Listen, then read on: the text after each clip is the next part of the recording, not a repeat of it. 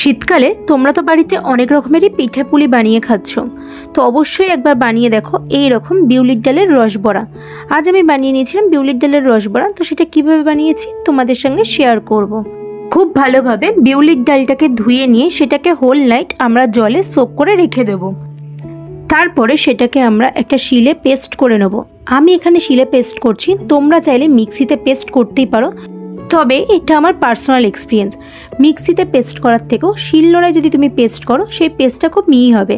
খেয়াল রাখতে হবে তুমি মিক্সিতে করো বা শিলনোড়ায় করো, কোনো ডাল যেন গোটা না থেকে যায়, প্রত্যেকটা ডাল যেন ইভেনলি পেস্ট করা হয়, না হলে কিন্তু বড়াগুলো ভাজার সময় ফাটতে পারে। তাই খুব ভালোভাবে সময় দিয়ে প্রত্যেকটা ডালকে খুব ভালোভাবে মিহি পেস্ট করে নিতে হবে। প্রত্যেকটা বিউলির ডাল খুব মিহিভাবে পেস্ট হয়ে গেলে সেটাকে একটা বাটিতে তুলে নিয়ে খুব ভালোভাবে ফেটিয়ে নিতে হবে। মোটামুটি 15 থেকে 20 মিনিট একটানা ফাটাতে হবে, যাতে সেই জিনিসটা খুব ভালোভাবে ফ্লপি হয়ে ওঠে। যত ভালোভাবে তোমরা এই ডালটাকে ফাটাবে তত ভালো কিন্তু নরম এবং মুচমুচে এই ডালের বড়াটা হবে। মোটামুটি 15 মিনিট মতো একটানা ভালোভাবে ডালটাকে ফাটানোর পর অল্প করে ডালের বাটাটা নিয়ে আমরা নর্মাল ওয়াটারের মধ্যে একটু ফেলে দেখব।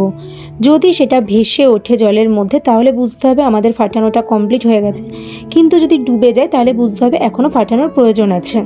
খুব ভালোভাবে ডালটা ফেটানো হয়ে গেলে এবার অন্য পাত্রে আমরা একটি পাতলা চিনির শিরা বানিয়ে নেব। সেই জন্য বেশ কিছুটা পরিমাণ জল নিয়ে তার মধ্যে আমরা মিশিয়ে নিলাম পরিমাণ মতো চিনি এবং মেশাবো তেজপাতা আর মেশাবো তার মধ্যে গুড়।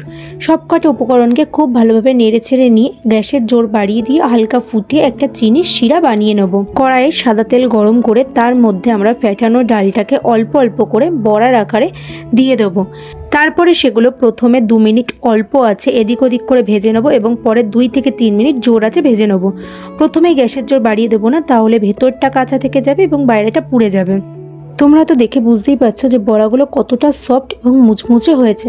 প্রত্যেকটা বড়া খুব ভালোভাবে লাল লাল করে ভাজা হয়ে গেলে তেল ছেঁকে নেওয়া এক ঝাঁঝরি হাতার মধ্যে সেই বড়াগুলোকে আমরা তুলে গরম অবস্থাতেই চিনি শিরার মধ্যে দিয়ে দেবো।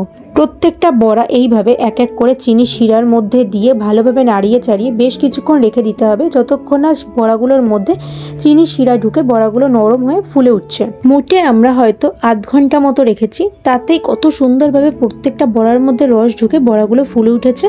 আর বড়াগুলো দেখো কতটা সফট হয়েছে। চেষ্টা করবে বিউলির ডালটাকে অনেকক্ষণ ধরে ভিজিয়ে রাখার, তাতে বিউলির ডালটা বাটাটা খুব সুন্দর হবে। আর যত ভালোভাবে বিউলির ডালটাকে ফেটাতে পারবে ঠিক ততটাই বড়াগুলো এরকম সফট হবে।